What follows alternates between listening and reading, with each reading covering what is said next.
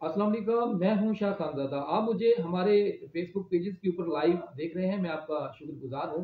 आज जिस उन्वान के ऊपर मैं आपसे मुखातिब हूं, आपसे डिस्कशन करूंगा, वो बड़ा अहम है। सरकारी या प्राइवेट डॉक्टर की गफलत से रिलेटेड है वो टॉपिक कि अगर कहीं पर कोई भी डॉक्टर वो आपसे कोई ज्यादती करता है, आपसे कोई गफलत उसकी सामने आती है, आपके पेशेंट का वो अच्छी तरीके से उसको सर्विसेज नहीं देता, उसका ट्रीटमेंट नहीं अच्छी तरीके से करता, या कोई ऐसी गुताई करता है जिसकी वजह से पेशेंट का कोई नुकसान हो जाता है, कोई लॉस हो जाता है, कोई प्रॉब्लम उसको क्रिएट हो जाती है। तो आप इस सारे सिनेरियो के अंदर अगर कहीं ऐसी कोई सूरत हाल पेश आती है, तो आप कहाँ रुजू कर सकते हैं, आपके पास कानूनी दौर के ऊपर आप क्या कर सकते हैं। इस सारे टॉपिक के ऊपर आज मैं आपको थोड़ा सा बताऊंगा कि सबसे पहले कि नाज़रीन कराम, हमारे यहाँ कोई भी ऐसा डिपार्टमेंट, कोई भी ऐसा जगह नहीं है बदकिस्मती से जिसके अंदर आप ये कह सकें कि यहाँ पे सुकून है, यहाँ पे जो इंसानियत है उसकी तजलील नहीं की जाती, इंसानियत की खिदमत की जाती है। नारा हमेशा, आप जिस भी डिपार्टमेंट के अंदर जाएंगे, जहां भी जाएंगे, वहां पे बात यही होगी कि हर जगह इंसानियत की खिदमत की जाती है, लेकिन सब कुछ उसके बरक्स होगा। तो अपने टॉपिक के ऊपर मैं वापस आऊंगा। मैं बताता हूं आपको कि अगर कहीं कोई डॉक्टर, कोई ये पैरामेडिकल स्टाफ जो होता है हॉस्पिटल के अंदर होता है, कोई प्राइवेट बंदा को अपनी क्लिनिक चला रहा है, वो अगर उसकी वजह से आपका कोई नुकसान हो जाता है, आपके किसी रिलेटिव का नुकसान हो जाता है, तो आपने क्या करना है। नाज़रीन किराम, सबसे पहले एक बात आपने ज़हन नशीन करनी है कि जब कहीं भी कोई ऐसा मामला पेश आ जाए, तो पहले नंबर के ऊपर इस सारे मामले को आपने ताखीर नहीं करना, इसमें लेट नहीं करनी। सबसे पहले आपने करना ये है कि हुआ पेश आया है, जो कुछ भी हुआ है, उसमें सबसे पहले आपने एफआईआर करवाने की कोशिश करनी है कि आपकी एफआईआर दर्ज हो जाए।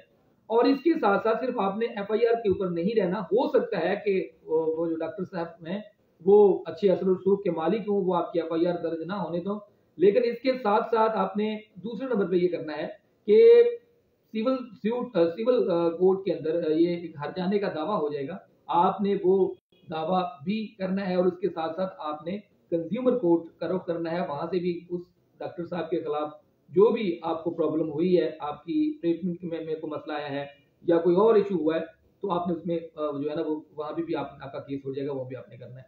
उसके साथ साथ आपने एक एप्लीकेशन गुजारनी है हेल्थ केयर कमीशन को, जो हर सूबे का अलग-अलग बना होता है। पाकिस्तान मेडिकल कमीशन को भी आपने दरखास्त देनी है। तो आपने ये 3 काम करने हैं। अगर कहीं कोई आपको कोई भी डॉक्टर, चाहे वो सरकारी हो, चाहे वो प्राइवेट हो, चाहे वो छोटी क्लिनिक पे बैठा हो, चाहे उसका बहुत बड़ा हॉस्पिटल हो, तो ये सब के लिए मैं आपको बता रहा हूँ, और ये लीगली है, आपका राइट है, आपका हकूक है, हक है, आप ऐसा कर सकते हैं। उसके बाद नाज़रीन इकराम, सबसे अहम बात आप याद रखें कि ये आपने एप्लीकेशन वगैरह अगर हेल्थ केयर कमीशन में गुजारनी है या पाकिस्तान मेडिकल कमीशन को दरखास्त देनी, तो आपने तखीर नहीं करनी। जो भी मामला आपके साथ या आपके किसी रिलेटिव के साथ, दोस्त सब आपके साथ पेश आता है, तो 60 डे के अंदर, यानी 60 दिनों के अंदर अंदर आपने एप्लीकेशन भी देनी है, और बाकी के जो है, मतलब जो मैं आपको बता रहा हूँ एफआईआर का, उसके अलावा हर जाने का दावा का और सार्व कोड का, ये भी आपने जल्द से जल्द करना है, ताकि अच्छी तरीके के साथ उस डॉक्टर साहब को जो है वो उसकी गफलत का सबक सिखाया जाए। दूसरी बात कि अगर आप एफआईआर करवाते हैं, तो आला अदालतों ने मुतअद्दिद एसएचओ को ये डायरेक्शन दी हुई है, ये हदायत दी हुई हैं कि अगर कोई इस मामले से रिलेटेड किसी डॉक्टर से गफलत होने के बाद की जो कोई मैटर आपके पास कोई होता है, उसकी कोई आप एफआईआर दर्ज करते हैं, तो आपने उस एफआईआर को क्या करना है, वो हेल्थ केयर कमीशन को भेज देनी है। अब वहां पे आपकी जो कंप्लेन जाएगी या आपकी एफआईआर की कॉपी जाएगी, तो उस पे किस तरह उस सारे मामले को जांच पड़ताल किया जाएगा, तो उसका तरीकाकार ये है कि हेल्थ केयर कमीशन के अंदर एक कमेटी तश्कील दी हुई है। वो कमेटी क्या करती है कि कोई भी मामला किसी भी डॉक्टर से रिलेटेड वहां पे आता है, तो वो उसको अच्छी तरीके के साथ उसकी जांच पड़ताल करती है, उसको देखती है कि इसमें गिल्टी कौन है, आया कि जो बंदे इल्जाम डॉक्टर साहब के ऊपर लगा रहे हैं वो कितना सच्चा है, कितना झूठा है। तो वहां पे आपका ये मतलब आपकी एप्लीकेशन जो होगी उसको वो देखा जाएगा। उसके बाद नुकसान होने की सूरत में या मौत होने की सूरत में फिर वहीं से प्रोसीजर शुरू हो जाएगा, अदालतों में अंदर वो चालान पेश करेंगे और आपका जो एक फौजदारी मुकदमा बन जाएगा। उसके बाद नाज़रीन किराम, कुछ लोग कहते हैं कि जी ऑपरेशन वगैरह की सूरत में डॉक्टर दस्तखत करवा लेते हैं और उसके बाद उनके खिलाफ किसी भी फॉर्म के ऊपर कोई कार्रवाई नहीं हो सकती। तो ये तासुर गलत है, ऐसी बात नहीं है। अब आपसे वो किसी भी पेशेंट का अगर ऑपरेशन है, तो डॉक्टर साहब जो है वो उस फार्म के ऊपर कोई आपसे कोई दस्तखत वगैरह ले लेते हैं, तो इसका मकसद ये नहीं है कि उसको अब सर्टिफिकेट मिल गया है, उसको अब वो एक मतलब आप लोगों ने अथॉरिटी दे दी कि आप हमारे पेशेंट के साथ जो मर्जी करें।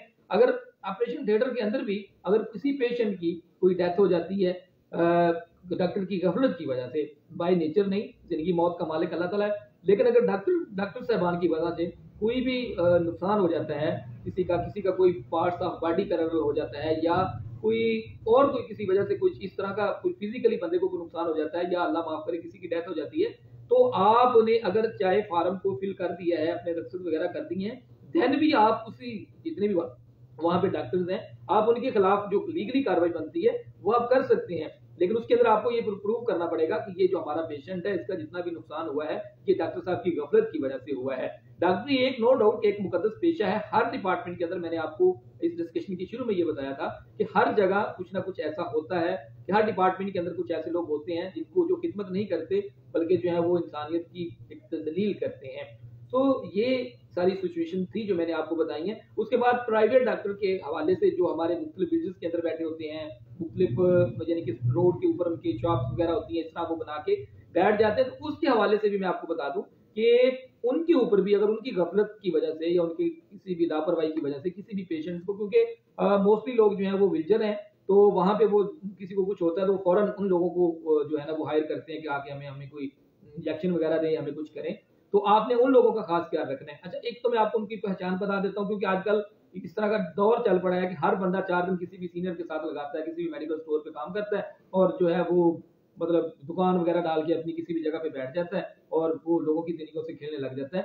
एक तो ये है कि ये जो डॉक्टर्स प्राइवेट होते हैं, सबसे पहले ये नेशनल काउंसिल फॉर होम्योपैथ, उसके अंदर इसकी रजिस्ट्रेशन होनी चाहिए। दूसरे नंबर के पास नेशनल काउंसिल फॉर तिब में इसकी रजिस्ट्रेशन होनी चाहिए। तीसरे इनकी जो पहचान है वो ये है कि Pakistan medical and dental council के अंदर से ये रजिस्टर्ड शुदा हो, फिर ये प्रैक्टिस कर सकते हैं। उसके अलावा इनको हेल्थ केयर कमीशन से बकायदा इजाजतनामा लेना भी जरूरी होता है। उसके बाद ये अपनी प्रैक्टिस किसी भी जगह पे किसी भी गांव में ये शुरू कर सकते हैं, वैसे ये नहीं कर सकते। और क्योंकि आपने इनका खास क्या रखना है, क्योंकि ये इतने कॉम्पिटेंट नहीं होते, इनसे जो है वो ना इनको अच्छी तरीके से पता होता है कि हमने किसी भी पेशेंट को किस तरह से मतलब ट्रीट करना है, तो इनकी वजह से काफी सारा जो नुकसान हुआ है वो भी सामने आता है। तो ये एक लीगली डिस्कशन थी हमारी, मैं आप लोगों के साथ शेयर करना मुनासिब समझता था। अब आपका भी ये राइट है कि जितने भी दोस्त अब आप हैं उन तक आप ये एक फलाई मैसेज आप इसको कह सकते हैं, आप उन तक कन्वे करें, ताकि बहुत सारे ऐसे लोग हैं। अभी आपने रिसेंटली देखा होगा कि वो मुल्तान के अंदर वो जो वहां पे जो सर्द खाना था उसकी छत के ऊपर मुतअद्दिद लोगों की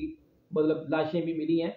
तो इस सूरत के अंदर ये अहम डिस्कशन थी जो मैंने आपके साथ की है। आई होप कि आपको ये पसंद आएगी। इसको आपने अपने तक नहीं रखना, बल्कि अपने दूसरे दोस्तों को भी बताएं, उनसे भी शेयर करें, ताकि हर बंदे को अपने राइट का पता होगा तो आपका जो नुकसान है वो बहुत कम होगा। बाकी मुझे अपनी दुआ में याद रखें। इंशाल्लाह फिर किसी नए टॉपिक के साथ आपकी खिदमत में मैं हाजिर हूँगा। तब तक अपना ख्याल रखें, आपके आसपास के लोगों का ख्याल रखें, मुल्क पाकिस्तान का ख्याल रखें। पाकिस्तान जिंदाबाद। अल्लाह हाफिज।